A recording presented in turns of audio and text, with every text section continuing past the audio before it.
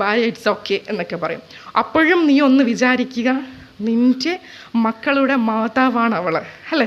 മാതാവിനാണ് അള്ളാഹു താല ഏറ്റവും കൂടുതൽ ഇമ്പോർട്ടൻസ് കൊടുത്തിട്ടുണ്ട്. ഒരിക്കൽ റസൂലുള്ള ഒരു സഹാബത്ത് വന്ന് ചോദിക്കുന്നുണ്ട്, എനിക്ക് ഈ ദുനിയാവിൽ ഏറ്റവും കടമ ആരോടാണ്? അപ്പോൾ അള്ളാഹിൻ്റെ ഹബീബ് പറഞ്ഞു കൊടുക്കുന്നുണ്ട്, അത് നിൻ്റെ മാതാവിനോടാണ്. വീണ്ടും ചോദിക്കുന്നുണ്ട്, അപ്പോൾ അടുത്ത കടമ ആരോടാണ്? അപ്പോഴും പറഞ്ഞു കൊടുക്കുന്നുണ്ട്, നിൻ്റെ മാതാവിനോടാണ്. വീണ്ടും ചോദിക്കുന്നത്, എൻ്റെ കടമ അടുത്ത ആരോടാണ്? അപ്പോഴും പറഞ്ഞു കൊടുക്കുന്നത്, നിൻ്റെ മാതാവിനോടാണ്. സോ എന്തുകൊണ്ട്? അവളാണ് നിന്നെ ഗർഭം ചുമന്നത്, അല്ലേ? രണ്ടാമത് എന്തുകൊണ്ട്? അവളാണ് നിന്നെ മുലയൂട്ടിയത്.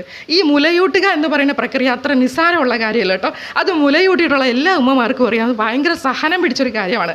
രാത്രികളിലൊക്കെ ഉറക്കം ഒഴിച്ചിട്ടാണ് അവരത് ചെയ്യുന്നത്. ആ ഉറക്കവും അവരുടെ ആ ഒരു ഡിപ്രഷൻ സ്റ്റേജും ഇതൊക്കെ ഫേസ് ചെയ്തുകൊണ്ട് ആ പിടിച്ചു നിൽക്കാനുള്ള ഒരു സഹനശേഷി ഒരു സ്ത്രീക്ക് അല്ലെങ്കിൽ ഒരു ഉമ്മാക്ക് അള്ളാഹു കൊടുത്തത് കൊണ്ടാണ് അവൾ അത് തരണം ചെയ്ത് മുമ്പോട്ട് വരുന്നത്. പിന്നെയും സ്ഥാനം എന്തേ ഉമ്മാക്ക് പോയത്? അവളാണല്ലോ നിന്നെ പോറ്റി വളർത്തിയത്, അല്ലേ? നിന്നെ ഈ ഒരു സ്ഥാനത്തെത്തിക്കാൻ സഹായിച്ചത് നിൻ്റെ ഉമ്മയാണ്. സോ ഏറ്റവും വലിയ കടമ എന്ന് പറയുന്നത് നിൻ്റെ ഉമ്മയോടാണ്. അപ്പോഴാണ് വരുന്ന ഭാര്യയുടെ വിഷയം. ഭാര്യയും ഉമ്മയാണല്ലോ, നിൻ്റെ കുട്ടികളുടെ ഉമ്മയാണ്. സോ നീ നിൻ്റെ ഉമ്മയെ ബഹുമാനിക്കുന്നത് പോലെ തന്നെ നിൻ്റെ ഭാര്യയെയും ബഹുമാനിച്ചു കൊള്ളുക. കാരണം അത് നിൻ്റെ കുട്ടികളുടെ മാതാവാണ്. ആ ഒരു മെൻഷൻ ഭാര്യയിലോട്ടും പോയി. സോ നമ്മൾ സ്നേഹം പ്രകടിപ്പിക്കാൻ അറിയില്ല, എനിക്ക് ഭയങ്കര സ്നേഹമാണ്, ഞാൻ പുറത്ത് കാണിച്ച് ഞാൻ ക്ലേശിയായി മാറുമോ, മറ്റുള്ളവർക്ക് എന്നെ എന്ന് വിചാരിക്കുമോ, മറ്റുള്ളവർക്ക് ഡിസ്റ്റർബൻസാണ്. പക്ഷെ പൊതുസമൂഹത്തിൽ കാണിക്കേണ്ട മര്യാദ കാണിക്കണം കേട്ടോ. അങ്ങനത്തെ ഒരു ഇതല്ല ഞാൻ ഉദ്ദേശിക്കുന്നത്.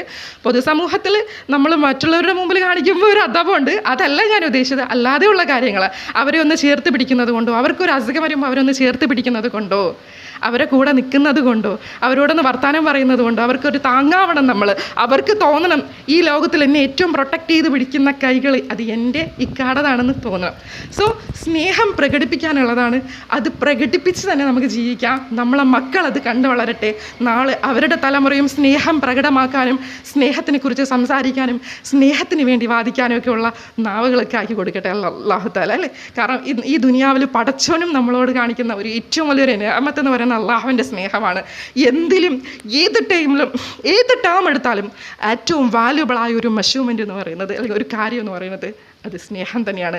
അതിനൊരിക്കലും വഴക്കമല്ല. ഈ ഭൂമിയോളം തന്നെ സ്നേഹം നിലനിൽക്കുന്നുണ്ട്. ആദം നബിയിലെ തുടങ്ങിയതാണല്ലോ ഈ സ്നേഹം എന്ന് പറയുന്നത്, അല്ലേ? ഹവ്വ ബീവിക്ക് വേണ്ടിയിട്ടാണല്ലോ, ആ സ്നേഹത്തിൻ്റെ മുമ്പിലാണല്ലോ ആദം നബി പോലും തോറ്റുപോയത്, അല്ലേ? സോ അന്ന് മുതൽ ഇന്ന് ഈ ഭൂമി അവസാനിക്കുന്നത് വരെ ഈ സ്നേഹം ഇങ്ങനെ തന്നെ പൊക്കോട്ടെ, അല്ലേ? താജ്മഹലൊക്കെ നിൽക്കുന്നത് പോലെ താജ്മഹൽ ഇന്നും ഉണ്ട്. അത് കാണണമെന്നൊരു ആഗ്രഹം എന്തുകൊണ്ട് വന്നു? അതൊരു സ്നേഹത്തിൻ്റെ ഒരു സിമ്പിളായതുകൊണ്ടല്ലേ. സോ അതുപോലെയൊക്കെ തന്നെ ഏറ്റവും പ്യുവറായിട്ട് നമ്മളും നമ്മുടെ സ്നേഹം കാത്തു സൂക്ഷിക്കട്ടെ എന്ന് പറഞ്ഞുകൊണ്ട് ഞാൻ നിങ്ങളുടെ വഫി.